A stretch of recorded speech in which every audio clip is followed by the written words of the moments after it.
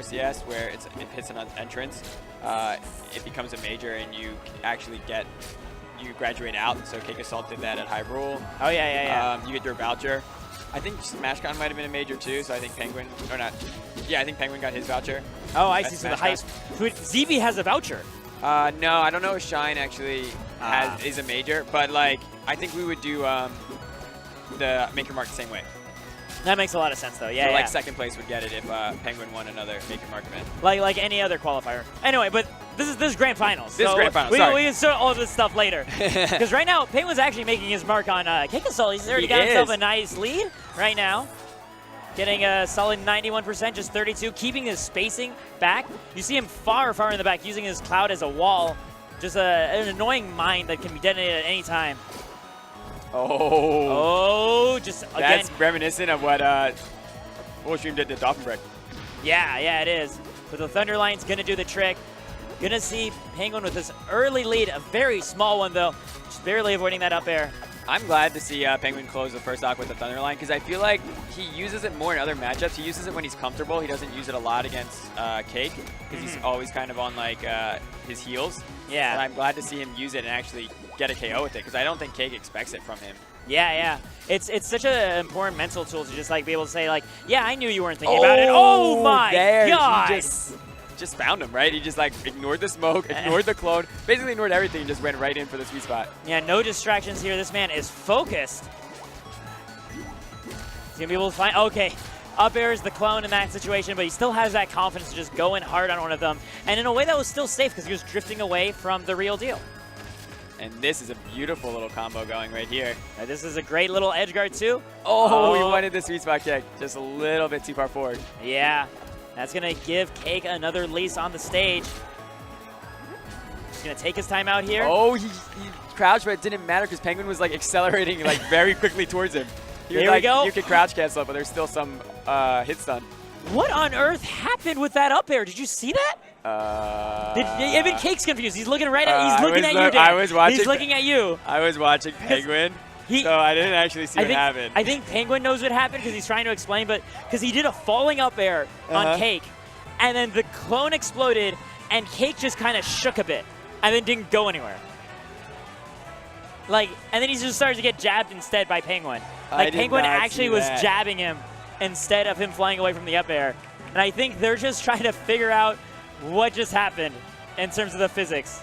I have no idea. Let's just say this game is programmed flawlessly, so therefore whatever happened was clearly intended by me, the developer. So because the game is programmed perfectly, yes, we're the ones who are wrong for thinking that something else should have happened. There has never been a bug in the game, except for Crag.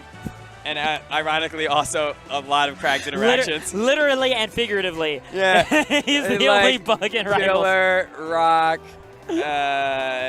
down special. And then a lot of other characters actually have bugs too, it turns out. But other than those, flawless programming. Like I just stare at the code. Like I don't even change it. I just stare at it. So I can, you intimidated. So then later, obedient. yeah, I could like add comments so it would help Trevor, but I don't. Instead, I just stare at it. And then when Trevor asks me what does what, I'm like, you should know. Like just you gotta get into the code like I do. But anyway, we're gonna have Penguin trying to get into this set. He's down the first game, which is it's been. I actually can't remember the last time I saw Penguin take like the first game against. That's big. Yeah, this is actually a really big momentum boost for Penguin. So if we can keep this going along, we might be able to see that reset that we were denied at SmashCon. And right now he's playing like he's playing so determined with this cloud placement, and the way he's spacing it out too, and he's placing it with a side special. It's so nice because he's not doing it in a place where Cake could ever parry it. He's just putting it in awkward situations where like, yeah, if you chose to jump here to get at me, now I can ping you for it. So think of another route. You know, remap your GPS to me. Yeah, you're right. He's always putting it like kind of blocking him from Cake's approaches. Yeah. Having it right there. The Cake finally finds his way in. That was like 30, 40 seconds of effort of trying to finally get something to say. Now Cake gets to own the stage a little bit. He's looking for these up smashes too. Yeah, he was fishing for those a little bit. They cover so much of the platform. Like, it's not a bad idea. It's still like, I feel like just even saying Cake was fishing for something is rare for us because he's usually hitting. Yes, that is true. Like, there's not a lot. Cake his movement is usually so precise that there's not a lot of times he's putting out a hitbox over and over again that's not connecting. Yeah, it's just that's the reason we have to note about it, right? It's like we're not used to seeing this. And wow, Penguin moving with such confidence too, hanging out on that top layer. That one moment, one moment of impatience, that's cost him his stock, right? And I think that's the important realization for Penguin in that one moment was like, okay, yes, what I was doing was working. I need to just stick to that. Stick to the plan, because now you have full combust ready to go for CakeAssault. And you still have this wall. You still can keep him out, and he can't make a clone, so he has a harder time covering options. But his recovery is going to be a lot better too. Yeah, he was able to keep that charge there. I thought he was for sure going to go for the smoke.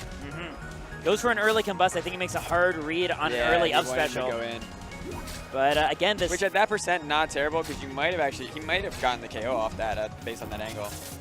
Yeah. So I can see the reason to go for it, but yeah. The reserve, though, from Penguin coming in so nicely. Oh, that was actually the clone appearing right in front of him. Dude, I know like top players can watch this and like they always know. Sometimes I'm so confused. How does it feel to be deceived by your own game? Yeah, right? Yeah. It's because like we made Forsburn the deception character, we did the smoke, we did everything else, and then we just kept upping the deception. Okay, got hold him on. with a cloud. I don't want to cut you off, but like Penguin's kind of looking like he's about to be up 2-0 against CakeAssault. He is. I literally have never seen that before. If that happens. No, this would be the first time. I don't mean just Penguin. Like I've never seen anybody up 2-0 against CakeAssault. But CakeAssault's not going to let that happen without a fight. He's already spreading so much smoke in the top half of the screen. It's going to give him a ton of recovery mix-ups from actually both sides. Oh my god! Oh my goodness, he's making it work. He's so scary. He's not letting Penguin reestablish that space that's done them so much through the rest of this game. And he's going to keep that going. All these clones, all these hitboxes. Yeah, retreating to that smoke to make another one in secret. Does it again? Or does he? I don't know. No, he didn't. All right. Penguin really wants to clear that.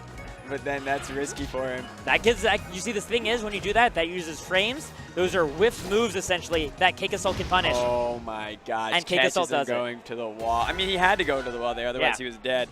Absa has pretty good drift, though, so, like, maybe he could have held up a little bit so he would have hit at the very bottom. Just especially because Absa also has a very good up special. Yeah. CakeAssault just knowing what he wanted to do. That smoke spreading at the top gave CakeAssault so many more options when he was in disadvantage, because anywhere along the stage when he was being juggled, he could retreat to the smoke in that situation. We actually used to see that was like a stalling method for Forsburn early into the game before. That's why you're limited on how many times you can up special into smoke. Oh, yeah. So you can't just put it at the ceiling and hang out there and drop clones. But we actually like saw it. It still exists. It's just a little bit different now. Like you have to come back down and go back up. Yeah. But, I mean, it gives him so much more nuance so that he was not only able to make it out of the disadvantage, but he also has been having a lot better success in terms of once he gets in, actually sticking to Penguin and preventing him from disengaging into a range game. Up air, perfect percent. That looked like a Jigglypuff situation. Yeah. Know, up throw up air. That's actually like what it reminds me of the most more than anything. It's just one of those sick confirms like the ding dong from Smash 4. It's just like, there you go. And when you get it at the exact right percent, you can close the stock very early. Gonna back off right there, waiting again for these whiffs. I love that. Just Penguin jumps in the air and does nothing. Fast falls right back down to bait out a falling option from CakeAssault, and he punishes it. I think that's really the trick against CakeAssault is like he's so strong when he feels like he has a chance at the driver's seat. You just kind of make him think he's finally gonna get to drive, and you just take the wheel out from under him. Yeah, exactly. You're like, you take the keys away. Here's an opening for you. CakeAssault, come get it. Yeah. Right now, Penguin looking very good this set. Basically, all the damage and kind of confirms Cake has gotten so far have been off of parries. Otherwise, Penguin has been winning the neutral. Yeah. CakeAssault gets to take this first stock this game. Sets up a clone in the smoke. Wow, that was tricky. Gonna back. Okay. Penguin is like, he's actually too comfortable. No! Like, you actually should not be wave dashing around CakeAssault like that. He still will murder you. You have to keep him at this distance. That double dunk though was so good for Cool Street. For CakeAssault. That is exactly what he needed. Yeah. It's just like, yeah, you don't play games with me, okay? Like, you're winning because you're able to keep the space between us. So keep it up or die. And here we go, full combust too. That could be it almost. Just the right forward air, the right dash attack. There we go. No, he does it. He clutches it out. Yeah, thumbs up again to the camera. That's the second time we've seen Cake, and that was even bigger of a gap on the verge of losing to Penguin. Then something kind of crumbles for Penguin, and then Cake is not a moment too late, you know, just sweeps it right back in his favor. And now Cake is up 2-1 against Penguin. We were talking earlier about like, yo, this is Penguin's time. This is his day to shine. He's going to reset this. Like it. Done deal. Every match, it's felt like Penguin is just ahead so much. We can never ever count out Cake, man. There's a reason, you know, he was seated first at this event. There's a reason he is like looking so good, and it's because he can always win at any time. We're gonna have Spiritry though, potentially the last stage that Penguin gets to fight on. But he did so strong earlier. It's just a matter of if he can just keep that level of tempo he had earlier. He's gonna get hit by that down air though. Goes right through the clouds, but CakeAssault doing a really good job. Oh, just gonna go great for a jab, forward air confirmed, nothing further, but 123% on Penguin. This is the first game where Penguin's kind of at a deficit to start us off. Yeah, maybe he can flip the script though. He can go down early and bring it back. He can do what CakeAssault's been doing to him this whole time. Yeah. So gets the jab, down tilt. He just wants to force that offstage situation. That's what the down tilt gives him. Gonna land. Oh, great timing on the cloud. Just a little bit later than CakeAssault was expecting. That up tilt was so close to hitting both of them. Man, this is so scary. The back air. Nice back air. Great trade for Penguin. And now he closed that stock even though he's been down this whole time. Yeah, he actually takes the first stock once again. That sweet spot kick was so sneaky. Oh, so sneaky. And he gets the parry on the cloud too. Such confidence. I know, right? Like, you don't even need to do that. I would have run away, man. Yeah, same. But he's like, no, I can time this. I got this. I believe in myself. CakeAssault waiting down there, just doing a bit of festive crouching. Just hanging out, seeing what's happening. Oh, no. And CakeAssault now looking like he wants to take Shine 2018. Yeah, this is kind of his moment. He's already at 41%. Remember, on the previous game, he was at 79 when the combust hit and it killed him. So he's really only got, he's dead. Dead. At that close to the top of the screen, that is going to do it. CakeAssault is going to take Shine 2018. He took it last year, and he takes it again now. CakeAssault is your repeat champion, and that set was crazy because it was like all kind of Penguin momentum. It looked like Penguin was going to get the reset. He's playing so well, and then it just quickly just like went out. At the last moment. Out from under him. He pulled the rug out like it was Forsburn's cape. You know, it just flipped him all around, flipped the whole script. Yep.